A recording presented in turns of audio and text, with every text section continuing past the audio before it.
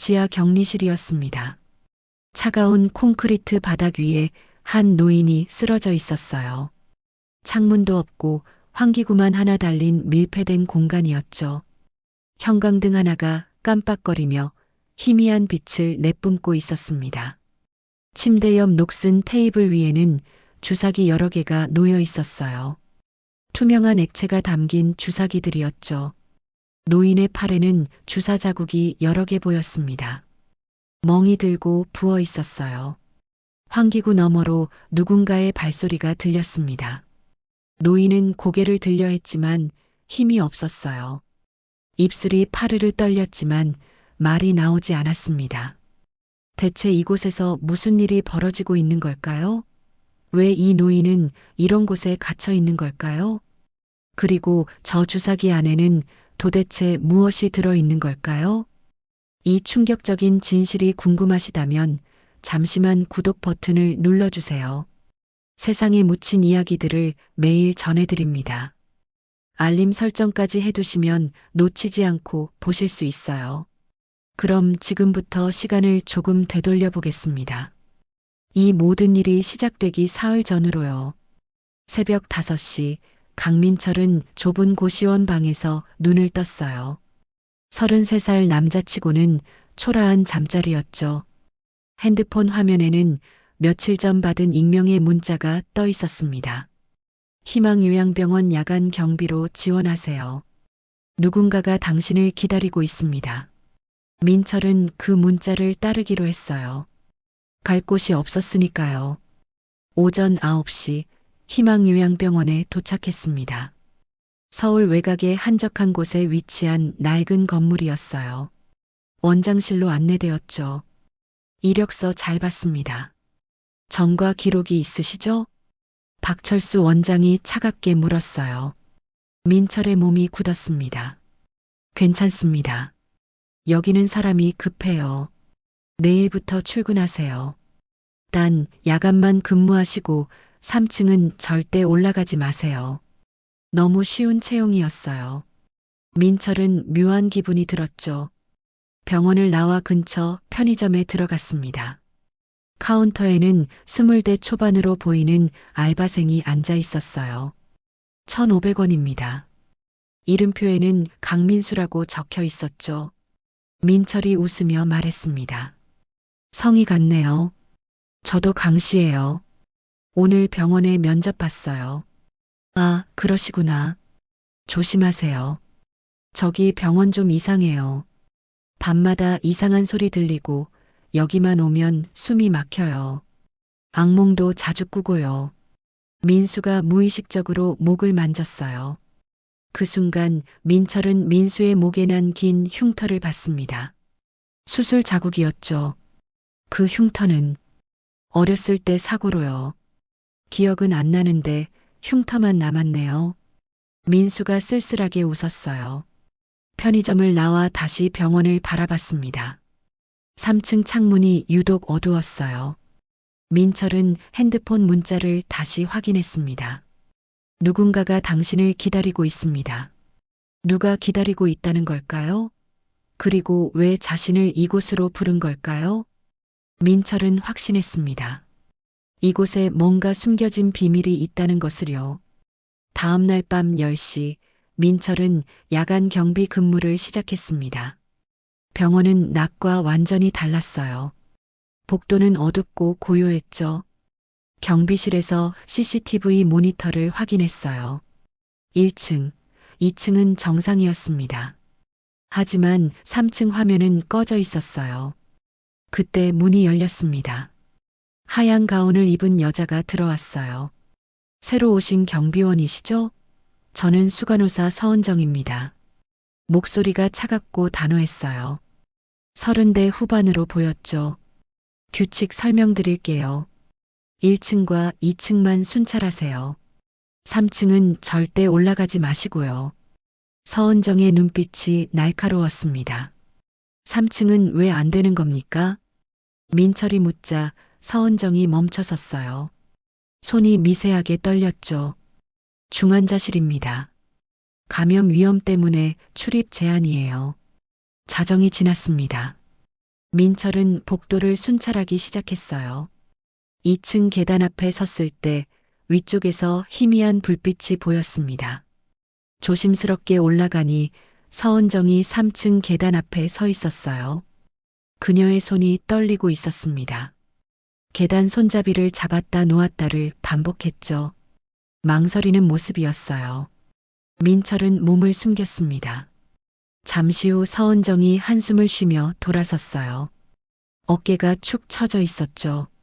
새벽 3시 민철이 경비실에 있을 때였습니다. 희미한 소리가 들렸어요. 흑, 흑, 신음소리였습니다. 민철은 자리에서 일어났어요. 소리를 따라 복도 끝으로 갔습니다. 창고 근처 바닥에 환기구가 있었어요. 무릎을 꿇고 귀를 가까이 댔죠.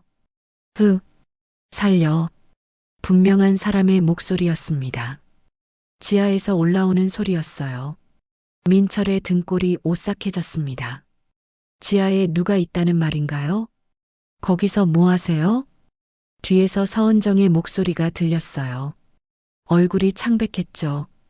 이상한 소리가 들려서요. 환기구 소리입니다. 바람 소리예요. 신경 쓰지 마세요.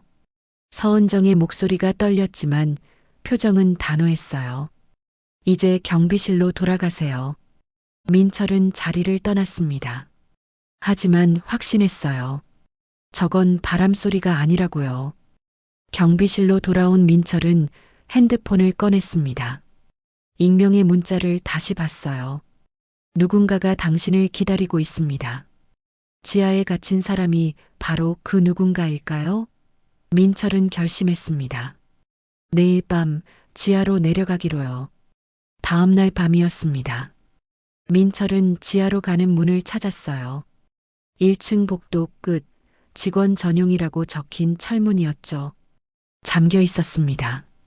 전자 잠금 장치였어요. 새벽 2시 서은정이 경비실 문을 두드렸습니다. 민철은 문을 열었어요. 경비님, 잠깐 나올 수 있으세요? 복도 끝으로 갔습니다. 서은정이 주머니에서 작은 메모지를 꺼냈어요. 4자리 숫자가 적혀 있었죠. 지하 출입 코드입니다. 민철의 눈이 커졌습니다. 왜 제게? 경비님, 이 병원에서 모르는 척 하는 게 오래 살아요. 저도 그렇게 살았고요. 서은정의 눈가가 붉어졌습니다. 하지만 저 사람은 환자가 아니에요. 감금이에요. 오늘 밤 아니면 죽어요. 제발 구해주세요. 서은정이 메모지를 민철의 손에 쥐어줬습니다. 그리고 빠르게 걸어갔어요. 새벽 3시 민철은 지하 철문 앞에 섰습니다. 번호를 눌렀어요. 3427 비빅. 잠금 장치가 풀렸습니다. 문을 열고 들어갔어요. 계단이 어둠 속으로 이어져 있었습니다. 손전등을 켜고 내려갔죠. 곰팡이 냄새가 코를 찔렀어요. 지하복도 3번째 방 앞에서 멈췄습니다. 문을 열었어요. 침대에 한 노인이 누워 있었습니다. 70대로 보였어요. 수척하고 창백한 얼굴이었죠. 노인이 천천히 눈을 떴습니다. 제가 구하러 왔습니다. 민철이 노인을 부축했어요. 침대 옆 작은 가방이 보였습니다. 열어보니 낡은 서류들이 들어 있었어요. 판결문이었습니다. 20년 전 날짜와 판사 이름이 보였죠. 판사 이한수. 민철의 손이 떨렸습니다. 그 이름을 알고 있었어요. 20년 전 자신을 구해준 판사였죠. 당신이 이한수 판사님이십니까? 노인이 천천히 고개를 끄덕였습니다. 민철의 눈에 눈물이 고였어요. 저를 기억하십니까? 20년 전 강민철입니다. 노인의 흐린 눈에 빛이 들어왔습니다. 그때 복도에서 발소리가 들렸어요. 민철이 긴장했죠. 빨리 나가야 합니다. 민철은 노인을 일으켰습니다. 하지만 노인은 너무 약했어요. 거의 걸을 수 없었죠. 제가 업겠습니다. 민철이 노인을 등에 업었습니다. 판결문들을 가방에 넣고 문을 열었어요. 복도가 조용했습니다. 민철은 계단을 향해 천천히 걸었죠. 노인이 너무 가벼웠어요. 뼈만 남은 것 같았습니다. 계단을 올라 철문 앞에 도착했습니다. 문을 열려는 순간이었어요. 거기서 뒤에서 목소리가 들렸습니다. 경비원 2명이 손전등을 비추며 달려오고 있었어요. 민철은 문을 열고 뛰었습니다. 20년 전 자신을 구해준 은인을 이번엔 자신이 구할 차례였어요. 민철은 노인을 업고 병원 뒷문으로 뛰었습니다. 뒤에서 경비원들이 쫓아왔어요. 저기다. 잡아. 골목을 헤매며 달렸습니다. 편의점 불빛이 보였어요. 문을 열고 들어갔죠. 경비원님? 무슨 일이세요? 민수가 놀라며 일어섰습니다. 도와주세요. 이분을 숨겨야 해요. 민수는 망설이지 않았습니다. 창고 문을 열었어요. 여기로 오세요. 밖에서 경비원들이 지나갔습니다. 민철은 노인을 바닥에 내려놨어요. 물 좀 주세요. 민수가 생수를 가져왔습니다.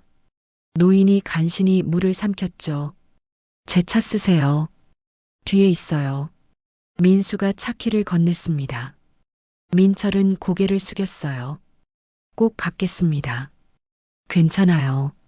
그냥 그분 살려주세요. 민철은 노인을 업고 차에 태웠습니다.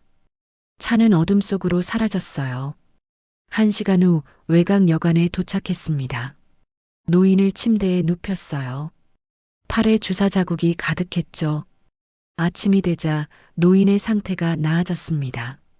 눈빛이 또렷해졌어요. 고맙네. 자네가 날 구해줬구나. 판사님, 무슨 일이 있었습니까? 이한수가 천천히 말했습니다. 내 조카가 날 죽이려 했네. 재산 때문에. 치매라고 속이고 가뒀어. 민철의 주먹이 쥐어졌습니다. 주사는 치매 약이 아니야. 정신을 흐리게 하는 약이었어. 말도 못하게, 생각도 못하게. 이한수의 눈에 분노가 타올랐습니다. 판사님, 가족은 없으십니까? 이한수의 얼굴이 어두워졌습니다. 아들이 있었네. 며느리와 손자도 15년 전 사고로 다 잃었어. 손자가 몇 살이었습니까? 8살이었지. 이름은 민수였네. 강민수. 민철의 심장이 멈췄습니다. 강민수. 편의점 알바생과 같은 이름이었어요. 혹시 시신을 찾으셨습니까? 아니, 못 찾았어. 강물에 휩쓸렸다고 했지. 민철은 민수의 목 흉터가 떠올랐습니다. 그리고 민수가 했던 말도요. 어렸을 때 사고로 다쳤어요. 기억은 안 나는데. 민철은 가방에서 판결문을 꺼냈습니다. 다른 서류들도 살펴봤어요. 낡은 사진 한 장이 나왔죠. 가족 사진이었습니다. 젊은 부부와 8살쯤 된 남자아이가 웃고 있었어요. 민철은 사진 속 아이를 자세히 봤습니다. 눈매가 낯익었어요. 민수와 비슷했죠. 판사님, 이 아이가 손자분입니까? 그래, 내 민수야. 이한수의 눈에 눈물이 맺혔습니다. 민철은 확신했습니다. 편의점 알바생 강민수가 바로 이한수의 손자라고요. 하지만 지금 말하기엔 이르다고 판단했어요. 확실한 증거가 필요했죠. 판사님, 조금만 쉬세요. 제가 증거를 모아오겠습니다. 민철은 다시 병원으로 향했습니다.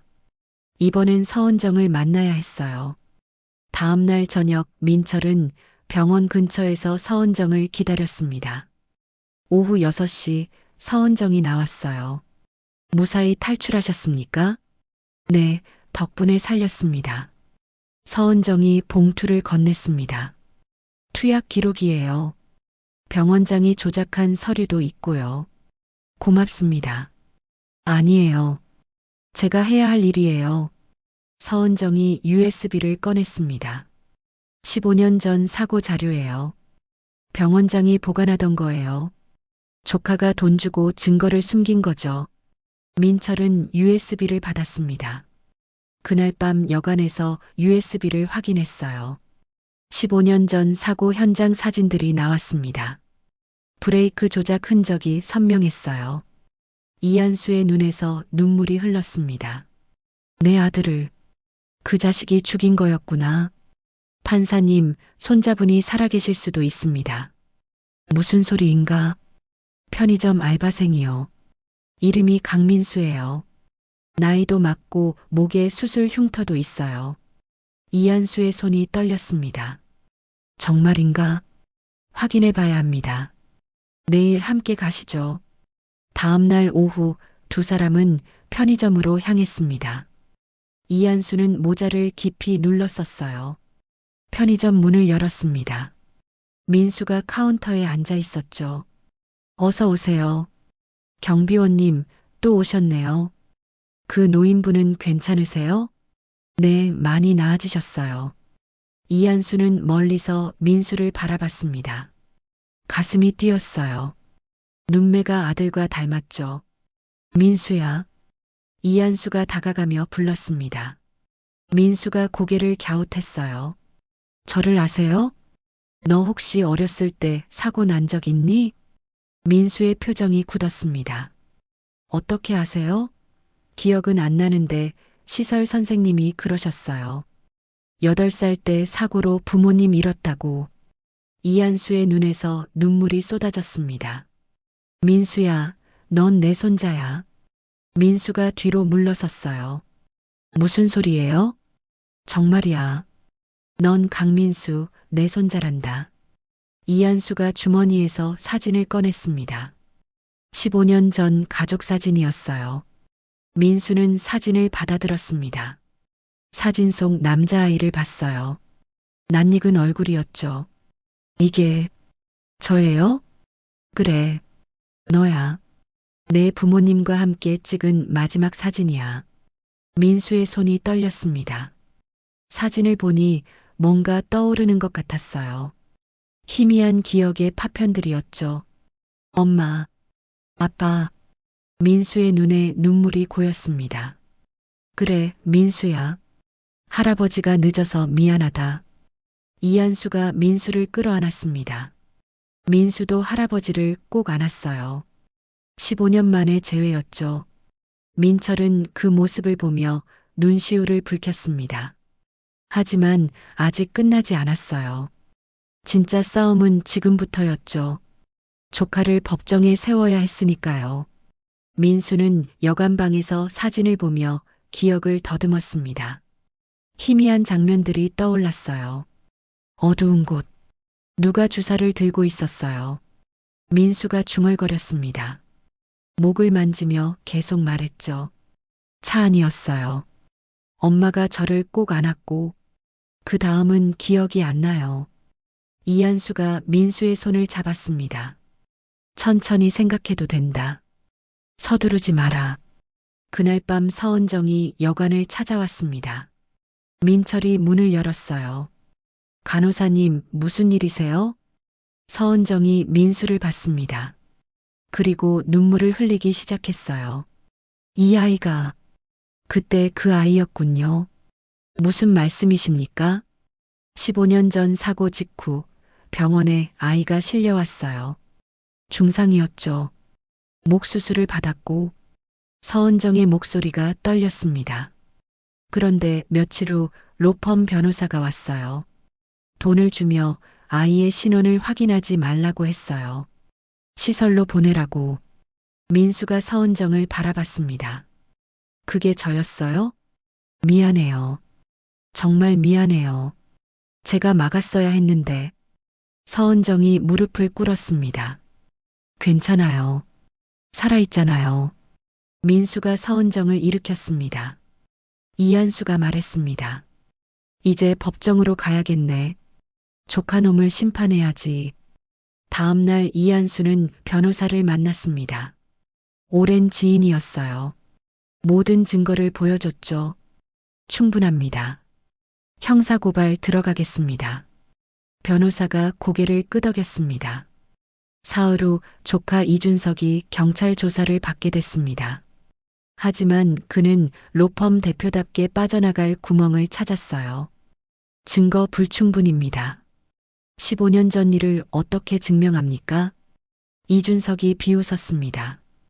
그날 밤 이준석은 병원을 찾아갔습니다. 박철수 원장을 만났어요. 증거를 없애야 해. 서은정도 입을 막아. 원장이 고개를 끄덕였습니다. 하지만 서은정은 이미 경찰에 진술을 마친 상태였어요. 투약 기록과 거래 내역도 모두 제출했죠. 일주일 후 검찰이 움직였습니다. 이준석과 박철수 원장에게 구속영장이 청구됐어요. 이준석은 마지막 발악을 했습니다. 언론 플레이를 시작한 거죠. 치매 노인의 망상입니다. 저는 숙부를 정성껏 모셨어요. 기자회견에서 이준석이 말했습니다. 하지만 증거는 명확했어요. 투약 기록, 거래 내역, 15년 전 사고 조작 증거까지. 재판 날짜가 잡혔습니다. 2달 후였어요. 이한수는 매일 민수와 시간을 보냈습니다. 잃어버린 15년을 채워가고 있었죠. 민철도 함께했습니다. 20년 전 자신을 구해준 은인을 이번엔 자신이 지키고 있었어요. 드디어 재판날이 다가왔습니다. 법정이었습니다. 방청석은 가득 찼어요. 기자들이 카메라를 들고 있었죠. 이준석은 고급 수트를 입고 자신만만하게 앉아 있었습니다. 재판장이 입장했습니다. 재판을 시작하겠습니다. 검사가 일어섰습니다. 피고인 이준석은 15년 전 친족을 살해했고 최근 숙부를 감금했습니다. 이준석의 변호사가 반박했습니다. 증거가 불충분합니다. 15년 전 일은 단순 사고였습니다. 검사가 서류를 제출했어요. 브레이크 조작 증거와 투약 기록입니다. 이준석이 비웃었습니다. 조작된 증거일 수 있습니다. 증인이 있습니까? 네, 있습니다. 서은정이 증인석에 섰습니다. 피고인과 병원장 사이에 거래가 있었습니까? 있었습니다.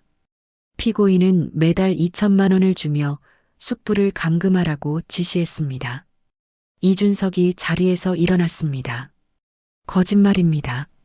재판장이 조용히 하라고 경고했어요. 저는 숙부님께 약물을 주입했습니다. 의사 표현을 막는 약이었어요. 방청석이 술렁였습니다. 그 약은 누가 지시했습니까? 병원장이 지시했고 병원장은 피고인의 지시를 받았습니다. 증거가 있습니까? 서은정이 USB를 꺼냈습니다. 녹음 파일입니다. 피고인과 병원장의 대화입니다. 녹음이 재생됐어요. 증거를 확실히 없애. 서은정도 입을 막아. 이준석의 목소리가 선명하게 들렸습니다. 이준석이 주저앉았어요. 다음 증인을 부르겠습니다. 민수가 증인석에 섰습니다. 강민수입니다. 15년 전 사고의 생존자입니다. 방청석이 웅성거렸습니다. 당시 기억이 있습니까? 조금씩 돌아오고 있습니다. 차 안에서 누군가 브레이크를 만졌어요. 저기 앉아 있습니다. 민수가 이준석을 가리켰습니다. 이한수가 일어섰습니다. 피해자 말씀하십시오. 저는 30년간 법복을 입었습니다. 법을 지키며 살았죠. 하지만 제 조카는 법을 이용해 사람을 죽이려 했습니다. 이한수의 목소리가 울렸습니다. 너는 법을 지킨 게 아니다. 법을 악용해 가족을 죽였다. 이준석은 고개를 떨구었어요. 재판장이 판결을 선고했습니다. 피고인 이준석에게 살인죄와 감금죄를 적용, 징역 25년을 선고합니다. 방청석에서 박수가 터져 나왔습니다. 이준석은 수갑을 차고 끌려갔어요. 민수는 울고 있었습니다. 이한수가 민수를 끌어안았죠. 이제 됐다. 모든 게 끝났어. 민철도 눈시울을 붉혔습니다. 20년 전 자신을 구해준 은인의 정의가 마침내 승리했어요. 6개월이 흘렀습니다. 이한수는 서울의 작은 집에서 민수와 함께 살고 있었어요. 아침마다 함께 산책을 했습니다. 할아버지, 천천히 가세요. 괜찮다. 많이 좋아졌어. 약물의 영향은 사라졌습니다. 기억도 또렷해졌어요. 민수는 대학 법학과에 입학했습니다. 저도 판사가 될 수 있을까요? 물론이지. 넌 할 수 있어. 어느 날 민철이 찾아왔습니다. 정장을 입고 있었어요. 경비회사에 정식 직원으로 취직했습니다. 잘 됐구나. 판사님 덕분입니다. 내가 고맙지. 넌 날 구해줬잖아. 그날 저녁 서은정도 왔습니다. 자원봉사를 하고 있었어요. 판사님, 잘 지내시죠? 속죄하며 살고 있어요. 선생님은 용기를 내셨잖아요. 네 사람은 거실에 앉았습니다. 따뜻한 차를 마시며 이야기를 나눴죠. 해가 지고 있었습니다. 정원으로 나왔어요. 노을이 하늘을 붉게 물들이고 있었죠. 법은 차갑지만 정의는 따뜻하구나. 이한수가 말했습니다. 판사님이 20년 전 제게 주신 무죄 판결이 20년 후 판사님을 구했어요. 민철이 대답했습니다. 그래, 선한 일은 돌아온다. 민수가 할아버지 손을 잡았습니다. 저도 할아버지처럼 사람을 구하는 판사가 될게요. 넌 할 수 있어. 네 사람의 그림자가 노을 아래 길게 늘어졌습니다. 서로 다른 상처를 가진 사람들이었지만 이제는 함께 치유하며 살아가고 있었어요. 이한수는 하늘을 바라봤습니다. 잃었던 가족을 되찾았고 정의도 실현했죠. 민철은 정가자 낙인을 벗고 새로운 삶을 시작했습니다. 서은정은 침묵의 죄책감에서 벗어나 속죄하며 살고 있었어요. 민수는 할아버지의 뒤를 이어 법을 배우며 꿈을 키우고 있었죠. 20년 전 한 판결이 한 청년을 구했고 그 청년이 20년 후 은인을 구했습니다. 그리고 그 은인은 잃어버린 손자를 되찾았어요. 정의는 늦을 수 있지만 결국 승리한다는 것을 이들은 증명했습니다. 법은 차갑지만 정의는 결국 사람을 살립니다.